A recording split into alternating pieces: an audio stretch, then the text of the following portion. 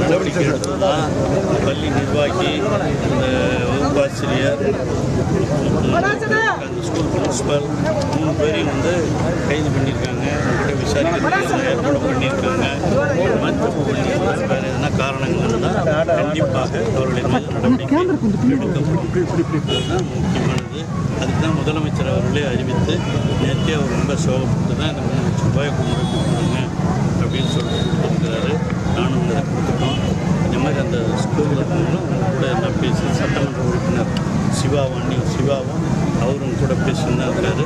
எல்லாம் நடக்கும்போது ஓரளவுக்கு எல்லாத்தையும் பார்த்து முடிச்சிருக்கோம்.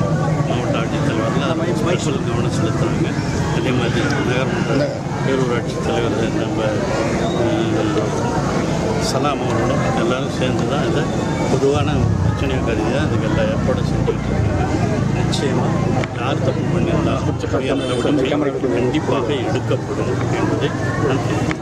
இப்போ பெற்றோர்கள் உங்ககிட்ட ஒரு விஷயம் சொல்லியிருந்தாங்க, என்ன சொன்னாங்க சார்? பெற்றோர்கள் சார் என்ன சொன்னாங்க பார்த்தீங்களா? இல்லை சார், இப்போ அந்த கழிவுநீர் மூடி திறந்ததுன்னு தான் சொல்கிறாங்க சார் ஸ்கூலில்.